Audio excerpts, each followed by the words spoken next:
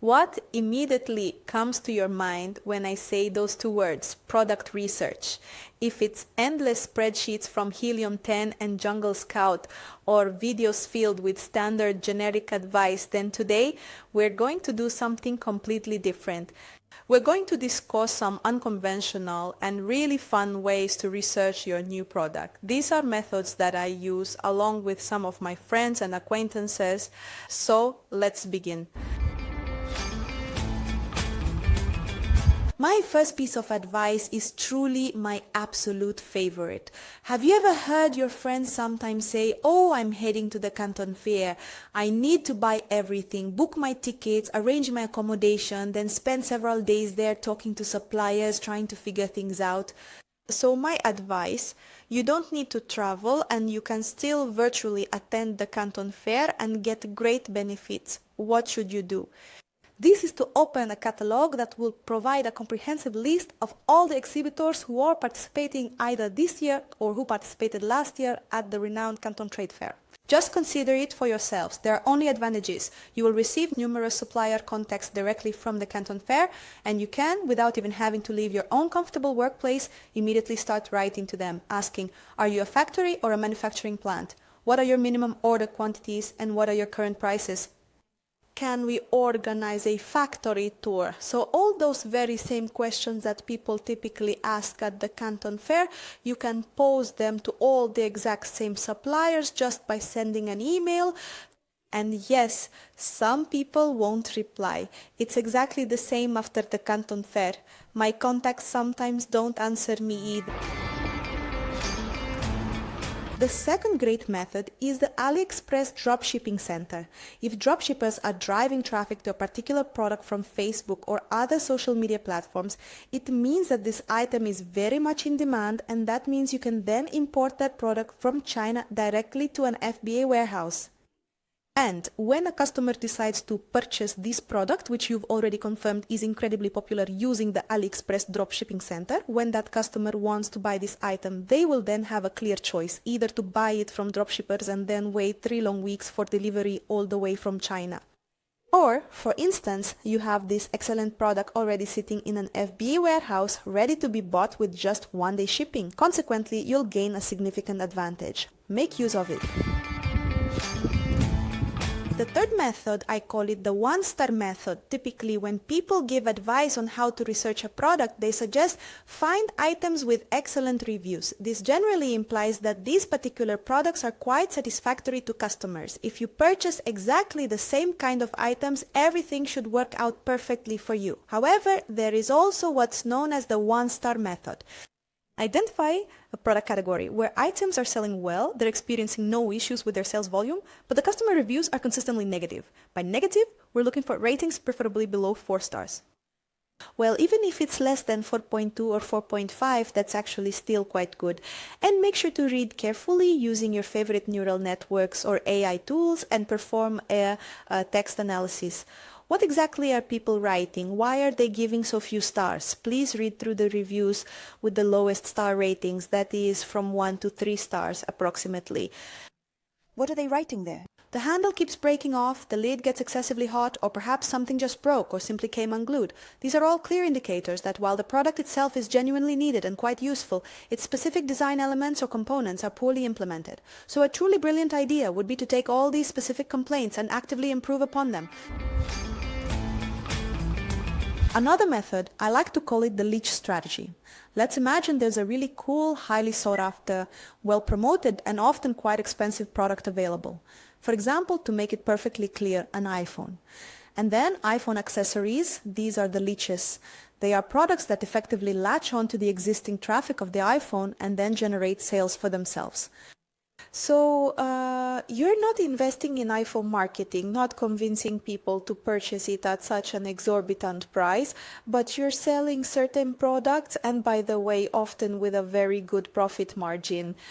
Accessories are often a very high margin category. You sell these products and you get just as much traffic as an iPhone does because, well, accessories are generally always a necessary item. In 2018, my team and I tested all the PPC automation tools available then. We didn't like them. We understood what they did, their bugs and their shortcomings. So we decided to develop our own software. For a long time, the software was proprietary. Then, with the advent of artificial intelligence, we incorporated many AI features and ultimately released this software to the public. DaniksAI is a specialized tool for PPC advertising. We no longer even look at our own ads. We just occasionally check the dashboards to ensure that our ACOS targets are being met. So what exactly is it? DaniksAI is an ACOS-based tool. So what you do is you set the ACOS for every single product. For example, for one product you might want an ACOS of 12% and for another an ACOS of 30% and so on. This tool performs all the necessary work and you merely observe to ensure that your ACOS is consistently maintained. This includes the creation and generation of campaigns as well as verifying that these campaigns are relevant. AI is built in, of course, and image recognition, and many different features have been implemented. It's a really great tool. A really excellent way to do this is through product research on crowdfunding platforms. The most well-known are Kickstarter and Indiegogo. Just consider, people vote with their money. They're ready to pay for a product that doesn't even exist yet, sometimes not even developed, and then wait for several months. And this is all without any guarantees whatsoever, without any initial positive reviews, and so on. This means that there is already a significant demand for the product. Yes, perhaps it's not worth focusing your attention on some very complex and already patented gadgets, but still on Kickstarter, you can find a great many innovative ideas for brand new products.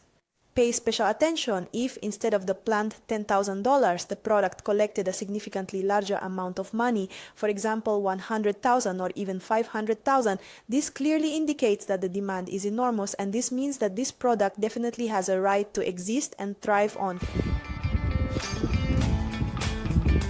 Another truly wonderful and I'd say my absolute favorite method is to research customer pain points on Reddit. People, customers, they just love to complain about us sellers, and Reddit in particular is a fantastic platform for all these complaints and discussions. You simply choose a category that resonates most with you, for example, camping. Go to thematic communities on Reddit where people are discussing camping and you look at what they've purchased, what they didn't like about that particular product. I was wondering if you know what FabFitFun is. And generally subscription boxes, they're subscription boxes, specifically themed subscription boxes. You should definitely Google them, like FabFitFun or BarkBox for dogs.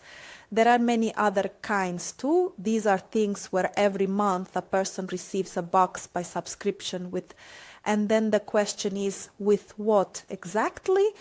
With certain products that are meant to surprise their subscribers. That's why companies providing such services spend enormous budgets on marketing and research, figuring out what would delight and surprise their subscribers. What else can they offer? So just use it and see what surprises they have for people every month. You'll find so many videos on YouTube of people unboxing these kinds of boxes. Just take a look at what people are unboxing there and then get them on Amazon. I want to share my thoughts on product research. Life is a probabilistic thing, really, and it's very hard to hit the bullseye with just one shot. And I never count on that, and my advice to you is don't count on it either. Chances are you won't succeed the first time in launching a trendy product, like for example a spinner. And personally, I don't even want to sell spinners because that's an entirely unpredictable business. And I want to have a stable, predictable business, and with it a stable income. My advice to you is to introduce, for example, 10 new products, or conversely, one product but several suppliers, if you are truly confident in the item. And then just start this work, begin launching products, get the first feedback, correct mistakes, improve content, and work with reviews. This whole significant amount of work we as Amazon sellers still inevitably have to do. And then from every 10 new products we launch, typically only 2, 3, or at most 4 manage to survive. While the remaining 6 products, we make the decision to remove from our product matrix, to discontinue their sales simply because Amazon is structured in such a way that it has an enormous amount of traffic. But only if the sale truly takes off, if the product is genuinely liked and starts selling well, that's when you'll receive a share of this enormous amount of traffic.